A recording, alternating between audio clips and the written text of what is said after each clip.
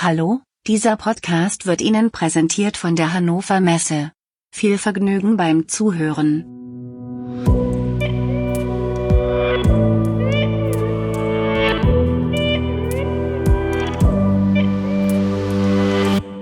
Hallo liebe Zuhörerinnen und Zuhörer, das ist die Podcast-Folge Nummer 138 des Podcastes KI in der Industrie mit einer spezielleren Folge, denn diesmal hat der Stefan Hoppe von der OPC Foundation Peter Seeberg, unseren Peter also, interviewt zum Thema OPC UA for AI. Die ganze Folge ist original zuerst erschienen bei der OPC Foundation. Wir haben also jetzt die Zweitverwertung für die Folge.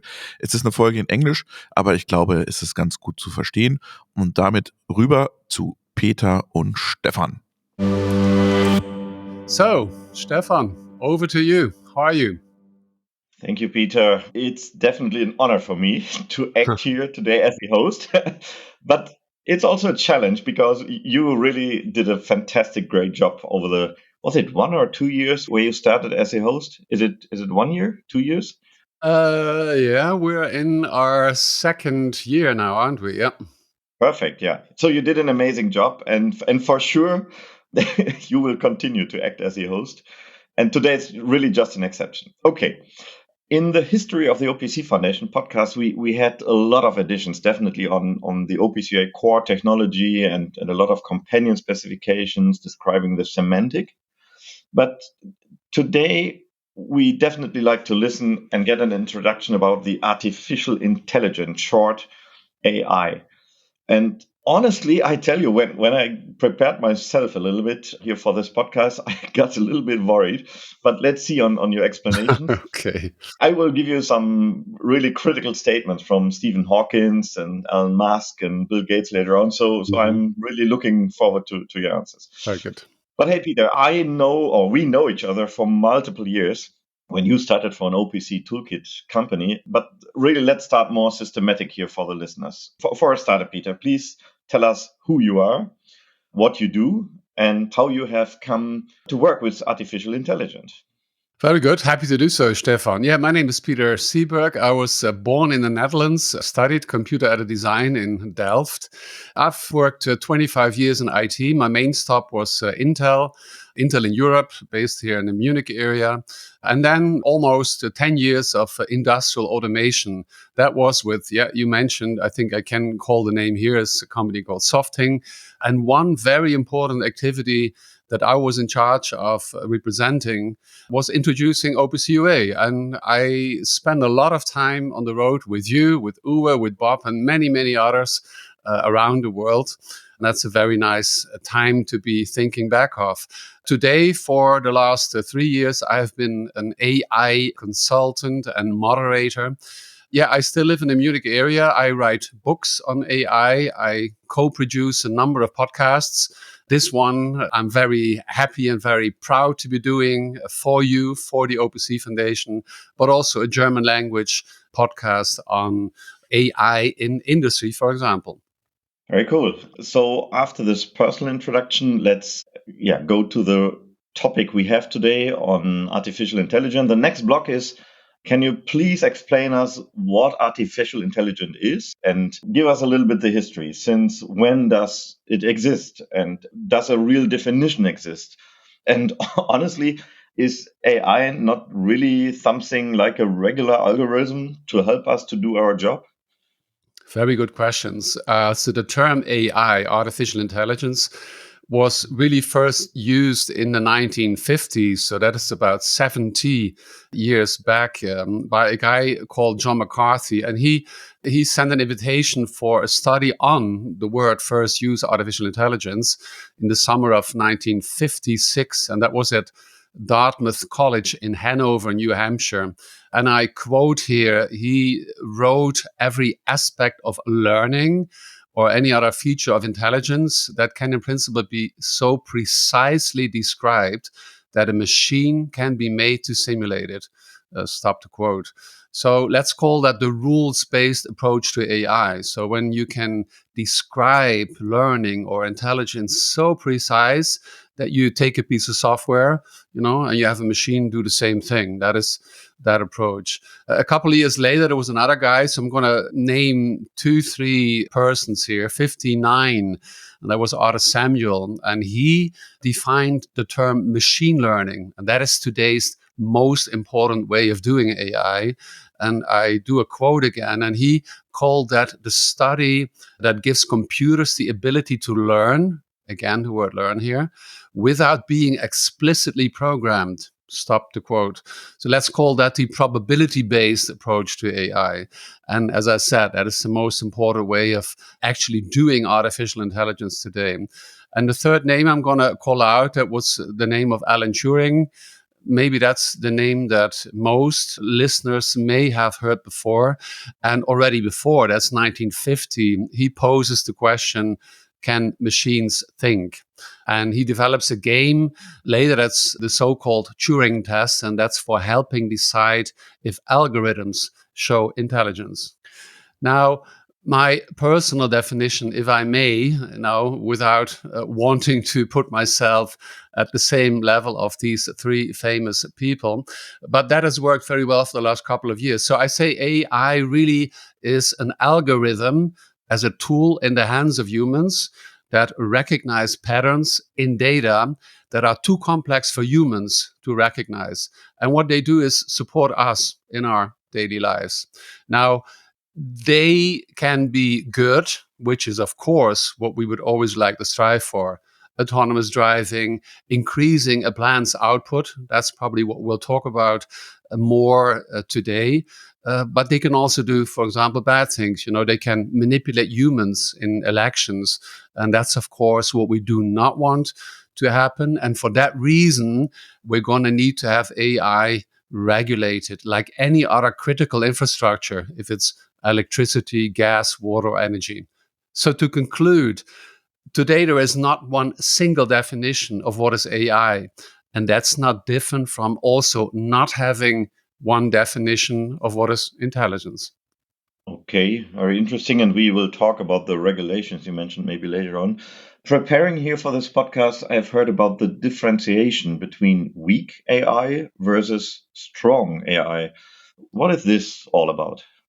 Yeah, it's an interesting approach to saying, let's start with the first one, the strong AI, which is an approach that is really only, let's say, targeted for by a very small group of worldwide researchers. That is the point where sometime in the future, maybe algorithms could reach the same level of intelligence as humans. So it doesn't exist today.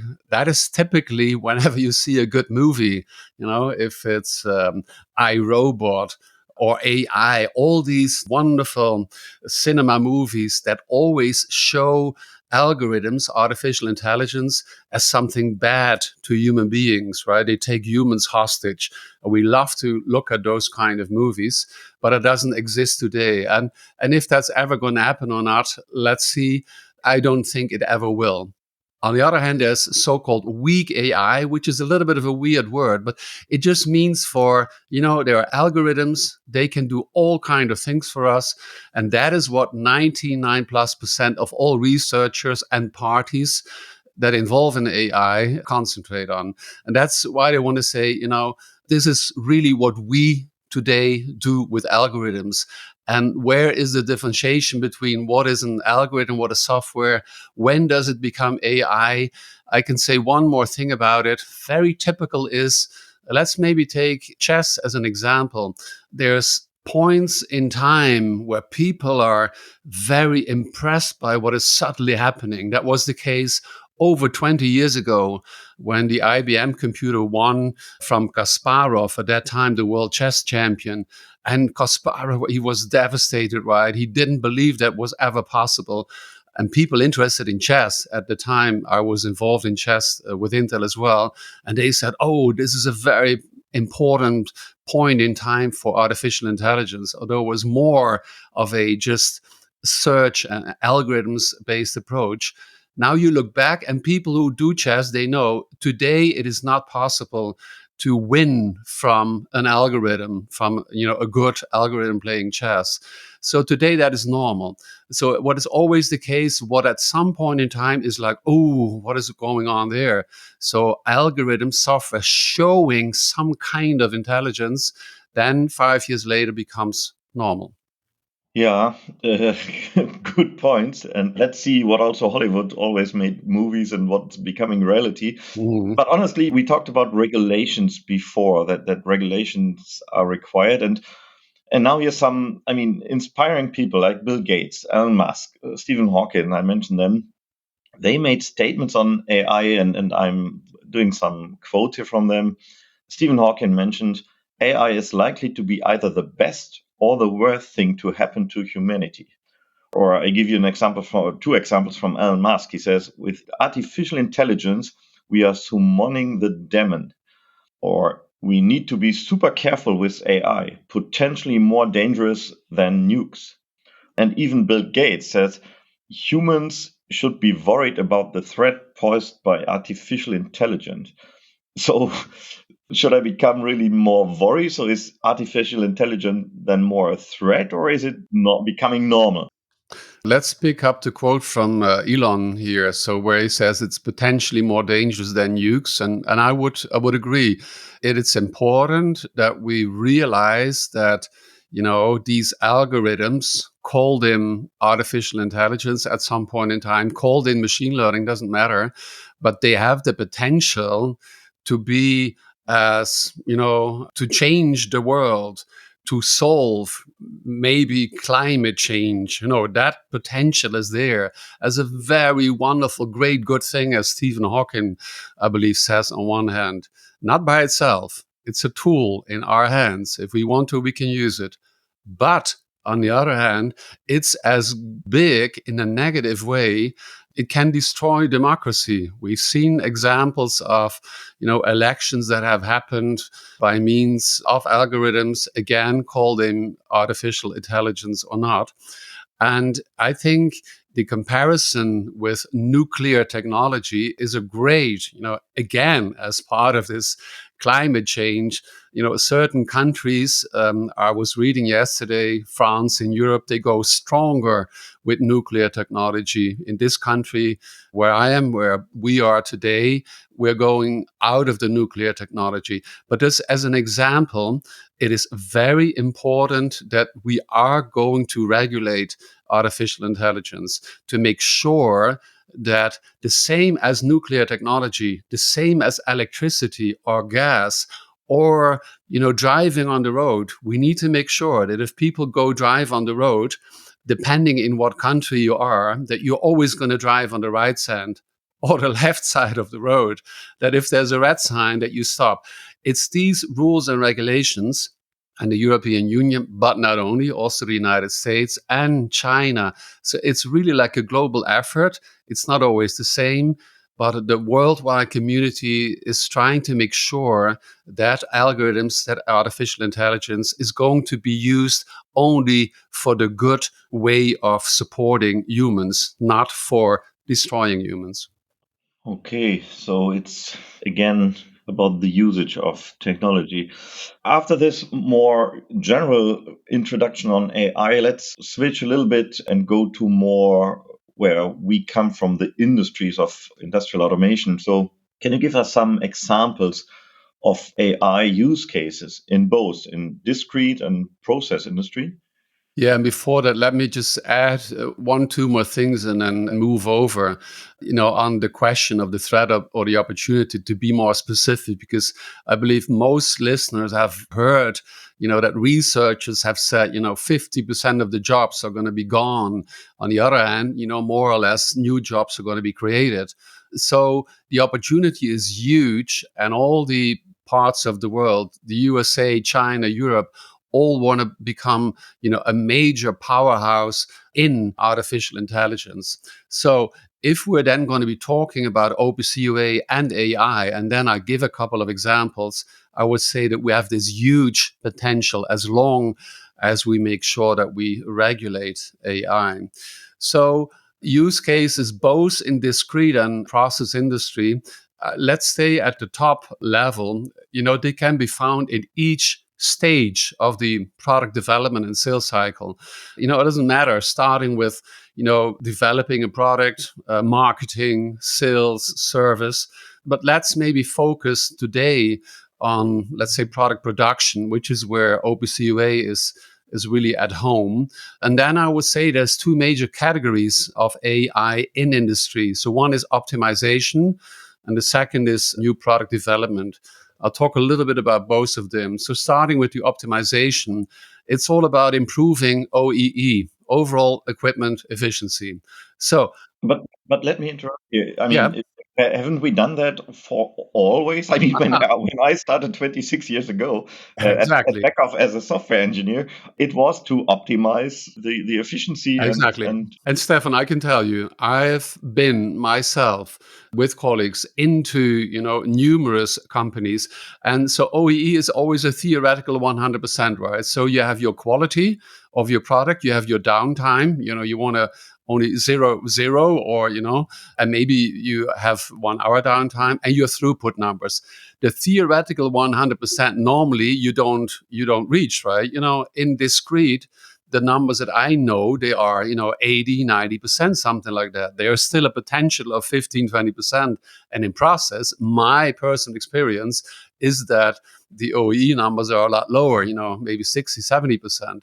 So it's exactly that. It's at the point in time where humans, where engineers, a group of people do not understand why, let's say once a month, there is a specific problem in the factory, in the production line, in the plant, and they have looked at this problem now for a year or two, and they just cannot find it. And then they invite you as, the people who do the data science, who do the AI, they invite you in, you get the data, the algorithms look at the data, and then go back again at my definition. AI is an algorithm that looks into the data and recognizes patterns that are just too complex for us humans. In the meantime, we have production lines, we have plants that have 100 or 1,000 sensors, and humans, we have built this line, but we are not perfect. So somewhere we have put something in which doesn't work perfectly.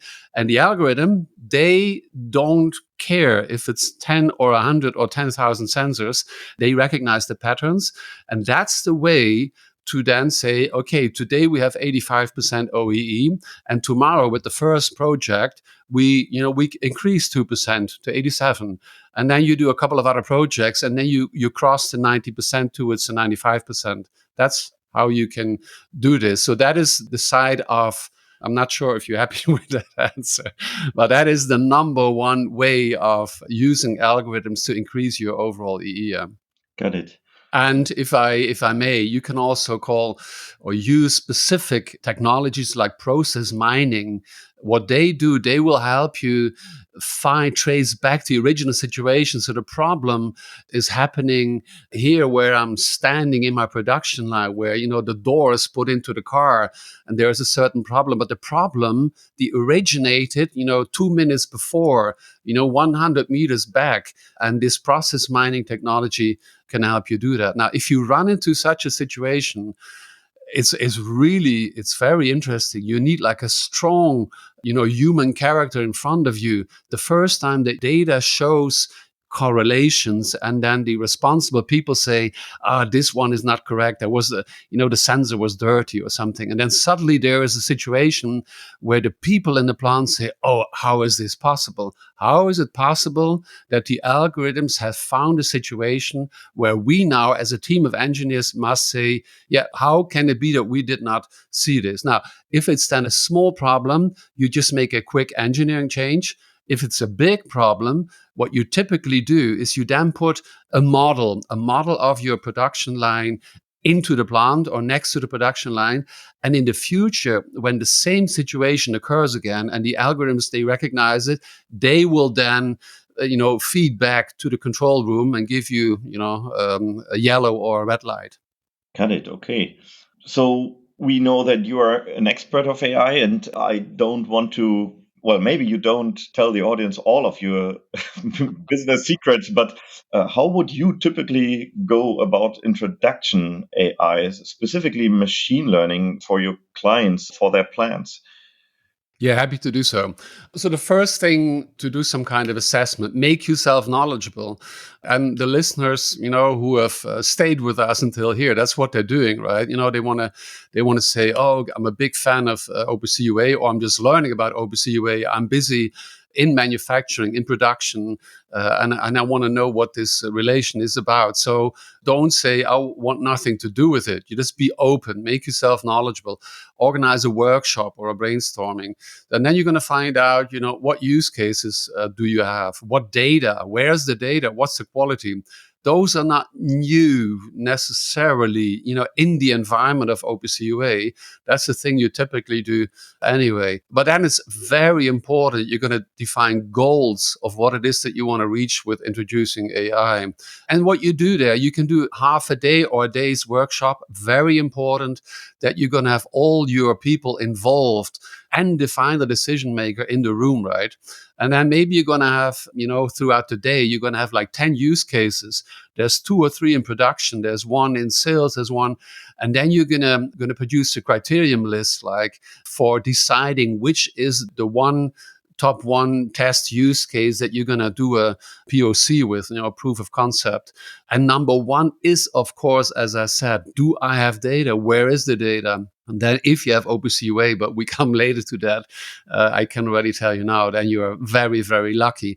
So then you're going to run such a proof of concept for maybe 3 months, a small one. I will always say, step by step, start really small, and then find out after these 3 months if the data that you have can help you, with machine learning, with artificial intelligence, can help you, for example, improve your OEE from, 85 to 87.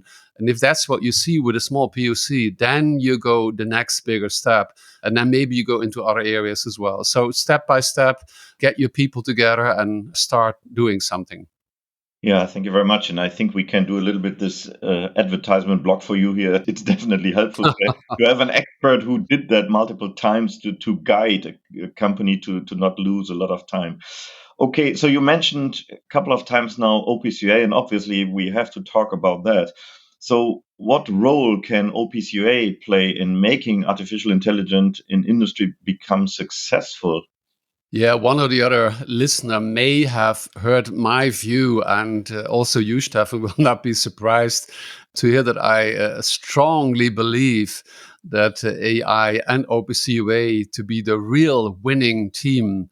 And I must say that that is my original view, out of my personal brain. I'm going to be very happy to see other people kind of support this view. But let me explain you why that is so.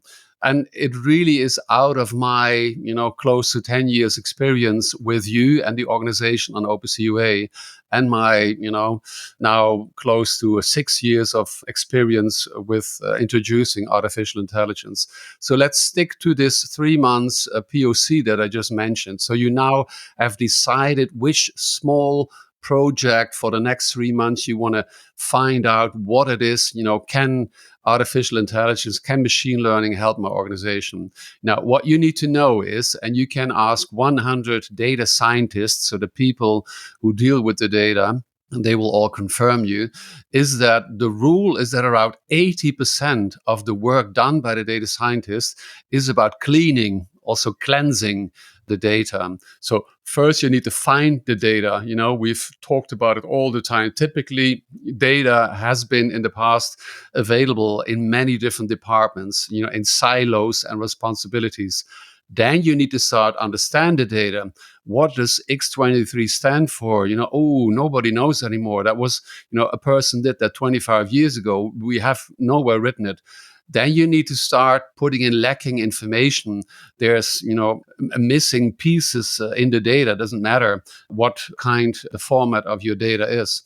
So then all of this time until you then have a clean data set, that you then have a high expectation that algorithms are going to find patterns in them. Again, that's the definition of AI. So of these 3 months, which is 12 weeks, you have already spent 9 weeks before you can then give the data to the algorithms. Now comes OPC UA. And those of you that already know, or those of you learning OPC UA with its information model that exactly describes and represents the variables in the production line and all the relationships between the different variables, you can almost immediately start applying the algorithms on the variables. So you come in for your work, internal, external, day one, and you start your 3 months POC, and you can look at the OPC UA information model, including also the companion standards. So there's a number, maybe you want to make 2-3 remarks on that one, depending on where I am. Am I dealing with robots? Am I dealing with other kinds of machines? There's many specific information models available. And when I do that, that's very important. If OPC UA is running as an integrated structural element in my production line, I know that the relevant variables out of the information model that I am using, that they are 100%, real and correct, because, my production line is running at it. So immediately at the time that I start, I can start dealing with the algorithms. Now, I'm not the technical guy, but I've seen enough OPC UA information models. All the data points, the variables, their meaning, their relationships. I've been able to play a little bit with them in the past. And the reason I say that is because I'm not the guy that goes into the detail. Even I, as a person that deals with machine learning, I can easily look into such an information model. So immediately within the hour, I can start. And here you are. Instead of dealing, 9 weeks cleaning with data and finding relationships, I can immediately start do my machine learning. And that's why I think it's the combination of OPC UA and artificial intelligence is a winning companion. Very good. You mentioned 80% data scientist work is cleaning data. And that reminds me, again, when I prepared myself, I listened to a podcast about artificial intelligence from 2016. Right. And there was an expert, and he says, for 2017, we will learn that just having data and big data is not enough. We need a better understanding of the data. And this reminded me automatically, hey, wow. I mean, the OPC Foundation is cooperating with a lot of other associations exactly describing the information models. I could name multiple, but here for the listeners, I'm allowed to maybe just mention the VDMA here, because from the over 65 information models the OPC Foundation is doing with partners, the VDMA is doing 31 of them. So it's really a major block. And they do the harmonization of them to avoid any double definition of data and so on. And this is really the champions class of defining data. Yeah, and if I may, we've been dealing now here for 10 years with Industrie 4.0, right? It's all about digitization, it's about automation. And this story that I just mentioned and what you talked about, this finding the data, where is the data, the meaning of the data, how does it represent? That's what in this Industrie 4.0 world of digitizing information we have talked about for 10 years. And when I talk about it from the perspective of, algorithms, machine learning, artificial intelligence, that is not new. So I can only say, if I then want to do artificial intelligence, which is really also just a further extension of, digitizing your industry, then I come to exactly the same point. And that's why if I then have OPC UA in my production line, in my plant, I can immediately start the work rather than, starting again at the beginning and, where's my data and et cetera, et cetera. Absolutely. And so there must be a sense in not just having OPC UA and companion specs. Right. So there must be a reason for it. And the reason obviously is to become quicker and save money or earn money for sure. So coming back to, if you introduce something and you are in connection with companies, who are the people in charge in industrial companies for introducing artificial intelligence? Yeah, it really depends, I would say, on the size of the organization, right? So if you, as a listener, are maybe part of a smaller organization, Maybe it's you yourself, maybe somebody in IT, or maybe it is you part of, the production environment that does the OPC UA introduction. It can be a person from a different department, who may have heard about AI ML. Maybe it's you now after this podcast that, go to your colleagues and maybe to your boss and say, oh, we have to do something. And I can only say, to some kind of a decision maker higher up, let the people do it, find out maybe there's a second person in your organization, or let the one person do something. And whatever way they're going, again, going back to make yourself, you decision maker, make yourself knowledgeable, sit together with that person and see what you can do together. If you're part of a larger organization, then, I assume that your strategic or your IT department has probably already brought you there. So you may have been already in the middle, or if you are not aware, then somewhere in your organization, people may have been doing machine learning already. In either case, you can get, of course, always get external help. You can get consulting where needed. And today there's so many solutions available from IT, from cloud hyperscaler. There's so many platforms. People in the IT department that write software, there's libraries, there's software environments available. And again, here, I would say the same thing, go step by step, but sit together as a team, find out who knows already something and who can maybe do some internal courses, or make sure that your team or some people get external courses. There's many available online, or depending on where you are in the world, I'm sure also being provided face to face. Okay, that's a good starting point. Maybe a suggestion here to our listeners. What actions should you suggest in relation to AI for them? Yeah, I'm going to make a very bold statement here. So, dear listener, but also you, Stefan, and for me, Peter, whatever our role is today or what it was yesterday, it will change. I'm 100% certain. Wherever I do a presentation, I will always tell, doesn't matter what the audience is. So your job is going to change a little or a lot, And as I said before, yes, some of these jobs, some of the jobs of you listening will not be there in a couple of years. But on the other hand, there's going to be new jobs. And I can only say that I will be traveling this week to be doing such a lecture, 2-day lecture. And typically, for people that are in the situation, and what I'm going to say is don't wait for AI to take away or change your job. I would always say, and I was raised in the Intel environment to do that, you go to your manager, you sit together and you agree on what are the parts of your job that will be taken over by AI in the next couple of years. And let him go, but do it proactively. And the second thing, agree on which activities you will be in charge of instead. What are the new things? Go to your manager, say, I want to get like a data science introduction, and I want to take responsibility for that.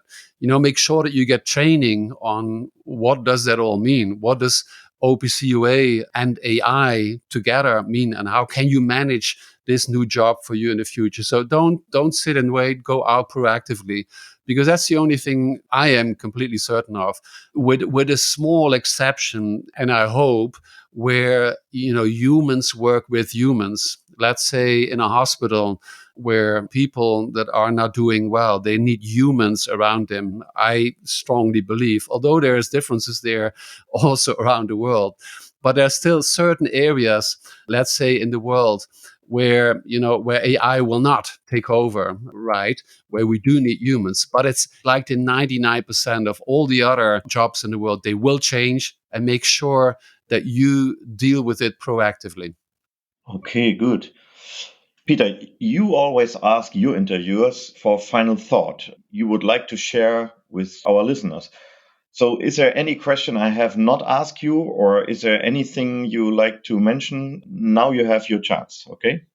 Yeah, it's more like nothing new. Just confirming again what I said before. It's really so that OPC UA, makes AI for a flying start. I can't put it better, I believe. OPC UA is the perfect match for making AI come true in industry. So if you, dear listener, and most of you will be, Stefan, you are busy making sure that OPC UA, becomes a threshold in other areas. But if you are today in industry, not for a coincidence, for what the originators of OPC, original OPC, and then OPC UA, have gone out for 20 years, and you have continued, and you're still doing that today. You have this secure data exchange architecture, and that is very important, implicit metadata. And it's a dream come true for artificial intelligence, for the data scientists who start. And maybe if some of them, have been doing this for 10 years in all kinds of industries, and then they get a new job to be doing POC in industry, and there's OPC UA, and they didn't know it, and they look into it, and then within 1 hour they start working. It's a dream come true. So let's not put it the other way around. As I said before, artificial intelligence is one further step of digitalization, of automation. So if you're going to be doing AI and you have already OPC UA, you're so in such great shape. And maybe I say there's going to be other areas in the future as well, where again, if you have OPC UA, so if you do not yet have OPC UA, consider introducing it into your factory. And then you're going to be so happy that you have it when you then want to introduce machine learning and artificial intelligence. Got it. Okay. Peter, we can continue talking hours, I guess, on this topic. And maybe we definitely should monitor what's going on here in the combination of artificial intelligence and OPC UA as an enabler technology in combination with the companion specs. Well, yeah, why not make another edition on this in, let's say, about 2 years, something like that? Sure. Okay. Overall, Peter, we noticed all of your passion here. Thanks a lot for all these insights. Definitely. It was a pleasure for me to have you here as a guest here. For me, it was a new role being the host here. So I hopefully get a diploma from you for my first Sure. podcast. All the best for you personally, and please stay healthy in these days. Thanks. Bye-bye.